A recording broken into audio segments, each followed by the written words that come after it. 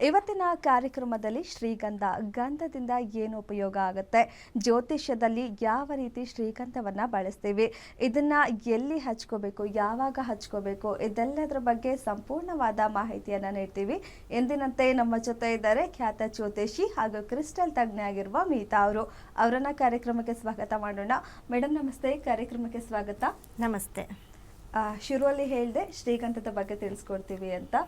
ಸಾಮಾನ್ಯವಾಗಿ ಎಲ್ಲ ಪೂಜೆ ಟೈಮಲ್ಲಿ ಶುಭ ಕಾರ್ಯದಲ್ಲೆಲ್ಲ ಗಂಧವನ್ನ ಬಳಸ್ತೀವಿ. ಬಟ್ ಇತ್ತೀಚೆಗೆ ಸ್ವಲ್ಪ ಕಡಿಮೆ ಆಗಿದೆ. ಮುಂಚಿನ ದಿನಗಳಲ್ಲಿ ಹೆಚ್ಚಾಗಿ ಬಳಸ್ತಾ ಇದ್ರು. ಒಂದು ಪೂಜೆ ಮಾಡಬೇಕು ಅಂದ್ರೆ ಶ್ರೀಗಂಧ ಇರ್ಲೇಬೇಕು ಅನ್ನೋ ಮಾತು ಇತ್ತು ಕೂಡ. ಸೊ ಹಾಗಾಗಿ ಇವತ್ತಿನ ಕಾರ್ಯಕ್ರಮದಲ್ಲಿ ಮಾತಾಡ್ತಾ ಹೋಗೋಣ. ಏನು ಉಪಯೋಗ ಶ್ರೀಗಂಧದಿಂದ ಅಂತ ಜ್ಯೋತಿಷ್ಯದಲ್ಲಿ? ನೋಡಿ, ಶ್ರೀಗಂಧ ಅಂತ ಬಂದ್ರೆ ಅದು ಗಂಧ ಅಂತ ಹೇಳಿದ್ರೇ ಆ ಒಂದು ಗಂಧಕ್ಕೆ ಎಷ್ಟು ಪವರ್ ಇದೆ ನಮ್ಮ ಉಚ್ಚಾರಣೆಯಲ್ಲೇ ಗೊತ್ತಾಗುತ್ತೆ. ಶ್ರೀಗಂಧ ಅಂದರೆ ಇವಾಗ ನಾವು ಹೇಳ್ತೀವಿ, ಅದನ್ನು ಇಂಗ್ಲೀಷಲ್ಲಿ ಸ್ಯಾಂಡಲ್ವುಡ್ ಅಂತ ಹೇಳ್ತೀವಿ. ಸ್ಯಾಂಡಲ್ ಅಂದಿದ ತಕ್ಷಣ ಎಲ್ಲರೂ ಗಾಬರಿ ಬೀಳ್ತಾರೆ, ಯಾಕಂದರೆ ಅದಕ್ಕೆ ತುಂಬ ಕಾಸ್ಟ್ ಜಾಸ್ತಿ. ಗಂಧದ ಮರನ, ಗಂಧದ ಮಂಚನ, ಗಂಧದ ತೊಟ್ಲ ಅಂತ ಎಷ್ಟು ಆಶ್ಚರ್ಯ ಪಡ್ತೀವಿ. ಅಂದರೆ ಅದಕ್ಕೆ ಆದಂತಹ ಒಂದು ಮಹತ್ವ. ಗಂಧ ಅಂತ ಅಂದರೆ ಆ ವುಡ್ಗೆ, ಆ ಒಂದು ಗಂಧಕ್ಕೆ ತುಂಬ ಬೇಡಿಕೆ ಜಾಸ್ತಿ ಮತ್ತು ಅದಕ್ಕೆ ಪವರ್ ಜಾಸ್ತಿ. ಅದಕ್ಕೆ ಅದು ಅಷ್ಟು ಹೈಯಲ್ಲಿರೋದು. ಸಾಮಾನ್ಯವಾಗಿ ಅದನ್ನು ಮುಟ್ಟಕ್ಕಾಗಲ್ಲ. ಎಲ್ಲರೂ ಗಂಧದ್ದು ಒಂದು ಪೀಠೋಪಕರಣ ಆಗಿರ್ಬೋದು, ಒಂದು ಮಂಚ ಆಗಿರ್ಬೋದು ತೊಗೊಂಡು ಇಟ್ಕೊಳಕ್ಕಾಗಲ್ಲ. ಅದರಲ್ಲಿ ಏನೋ ಒಂದಿಷ್ಟು ದೊಡ್ಡದು ಒಂದು ಕರಡು ತೊಗೊಳ್ಬೋದು, ಒಂದು ಇದನ್ನು ಮನೇಲಿ ಇಟ್ಕೊಳ್ಬೋದು. ಅದೇ ರೀತಿ ಗಂಧ ಅಂತ ಬಂದಾಗ ನೋಡಿ, ಶ್ರೀಗಂಧ ಅಂತ ಅಂದರೆ ಅದಕ್ಕೆ ತುಂಬ ಮಹತ್ವ ಇದೆ. ಅದನ್ನು ನಾವು ಈ ಗುರು ಮತ್ತು ಶುಕ್ರನಿಗೆ ಹೋಲಿಸ್ತೀವಿ. ಗುರುಗ್ರಹ ಮತ್ತು ಶುಕ್ರ ಗ್ರಹಕ್ಕೆ ಹೋಲಿಸ್ತೀವಿ ಗಂಧವನ್ನು. ಗುರುಗ್ರಹ ಶುಕ್ರ ಗ್ರಹಕ್ಕೆ ಏನಕ್ಕಪ್ಪ ಹೋಲಿಸ್ತೀವಿ ಅಂತಂದರೆ, ಗುರು ಅಂತ ಅಂದ್ರೇ ನಮಗೆ ನೋಡಿ ಜ್ಞಾನ, ಧರ್ಮ, ಶಾಂತಿ, ದೈವಿಕತೆ ಇದೆಲ್ಲವೂ ಕೂಡ ಗುರುಗ್ರಹದಿಂದ ಬರುತ್ತೆ. ಶುಕ್ರ ಅಂತ ಬಂದಾಗ, ಶುಕ್ರ ಅಂದರೆ ಸೌಂದರ್ಯವರ್ಧಕ, ಸೌಂದರ್ಯ, ಅದೇ ರೀತಿ ಆಕರ್ಷಣೆ ಮತ್ತು ಯಾಕಂದರೆ ಐಶ್ವರ್ಯ, ಇದೆಲ್ಲ ಸುಗಂಧ, ಇದೆಲ್ಲ ಶುಕ್ರ ಸಂಬಂಧಪಡುತ್ತೆ.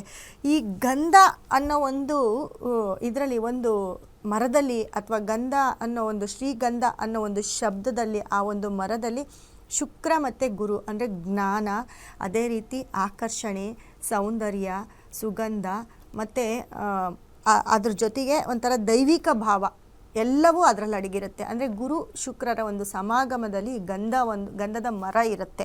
ಅಂದರೆ ಪ್ರತಿಯೊಂದು ಪೂಜೆಗೆ, ಪುನಸ್ಕಾರಕ್ಕೆ, ಹೋಮಕ್ಕೆ, ಹವನಕ್ಕೆ ಎಲ್ಲದಕ್ಕೂ ಗಂಧವನ್ನು ಬಳಸ್ತೀವಿ.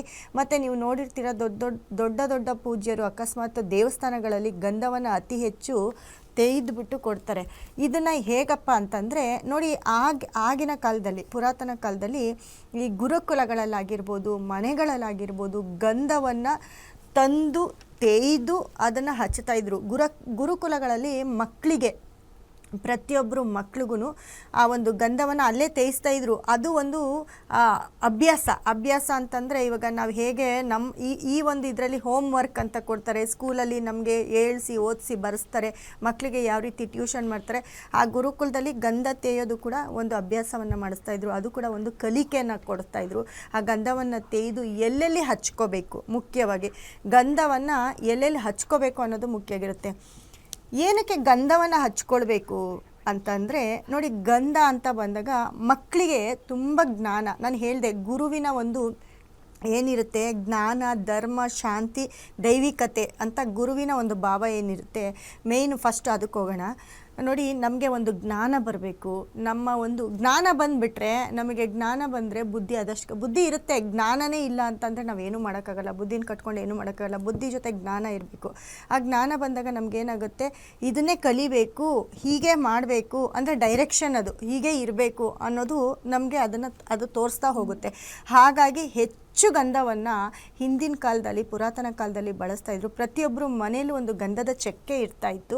ಅದೇ ರೀತಿ ಆ ಗಂಧವನ್ನು ತೇಯ್ದು, ಅದು ಪ್ಯೂರು ಗಂಧವನ್ನು ತೇಯ್ದು ಅದನ್ನು ಬಳಸ್ತಾ ಇದ್ರು. ಅದನ್ನು ನೋಡಿ, ಈ ಹಣೆ ಭಾಗಕ್ಕೆ ಹಚ್ತಾ ಇದ್ರು. ಹಣೆ ಭಾಗ ಅಂದರೆ ಶಿರಸ್ಸು ಅಂತ ಬರುತ್ತೆ. ಇಲ್ಲಿ ಹಣೆ ಭಾಗಕ್ಕೆ ಹಚ್ಚಿದಾಗ ನೋಡಿ, ಗಂಧವನ್ನು 3 ಭಾಗಕ್ಕೆ ಹಚ್ಚುತ್ತೀವಿ.